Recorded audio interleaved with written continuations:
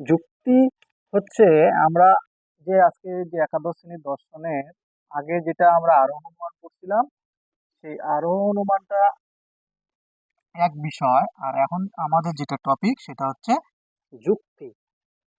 ঠিক আছে, যুক্তি পড়বো আমরা।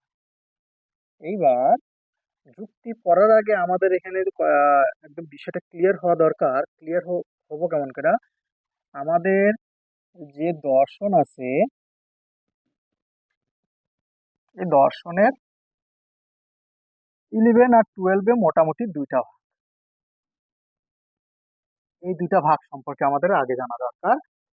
দুইটা ভাগের মধ্যে একটা হচ্ছে আমাদের আরোহ অনুমান,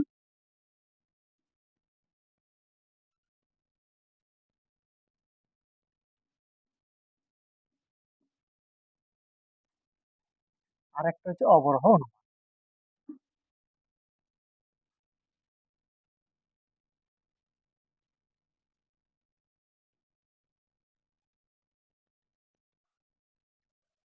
দর্শনকে দুই ভাগে ভাগ করা হয়েছে।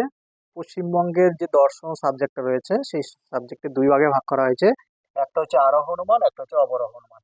আরোহ অনুমানটা আমরা ফার্স্ট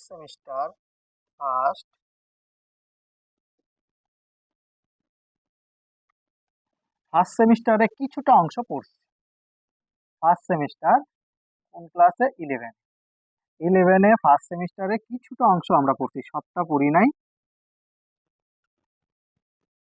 কিছুটা অংশ আমরা 11-এ পড়লাম, 11-এ ফার্স্ট সেমিস্টারে পড়লাম। এবার বাকি অংশ এইখানে কিছুটা থাকবে এবার, তাই না?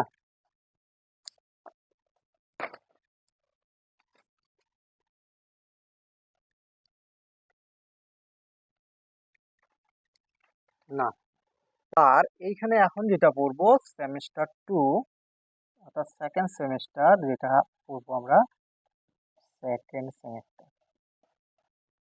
এই সেকেন্ড সেমিস্টারের পার্ট হচ্ছে আমাদের ক্লাস 11-এর অবরোহ অনুমান। এই অবরোহ অনুমানে বেশ কয়েকটা চ্যাপ্টার নিয়ে আমাদের কথা বলতে লাগবে। সেই চ্যাপ্টারগুলো যদি বলি এক এক করে, তো প্রথমেই হচ্ছে আমরা যুক্তি পড়ব। যুক্তির পরিচয় আছে, আমরা বিস্তৃতভাবে এটা জানবো। প্রথমেই হচ্ছে যুক্তি, তারপরে আসবে বচন, তারপরে বচনের বিরোধিতা, নিরপেক্ষ ন্যায়, মাধ্যম অমাধ্যম অনুমান, অনেক কিছু আছে, এগুলো আমরা দেখব, এক এক করে দেখব। এখন কথা যেটা, এটার কাজ আমাদের কমপ্লিট হয়েছে। আমরা ফার্স্ট সেমিস্টারে এটা কমপ্লিট করলাম। এখন সেকেন্ড সেমিস্টারে আমরা এই এই পার্টটা আমরা পড়ব, অবরোহ অনুমান। ঠিক আছে, তো অবরোহ অনুমান কি জিনিস, অবরোহ অনুমানের এক একটা টপিকের মধ্যে কি কি বিষয় আছে, প্রত্যেকটা বিষয় এক এক করে আমরা আলোচনা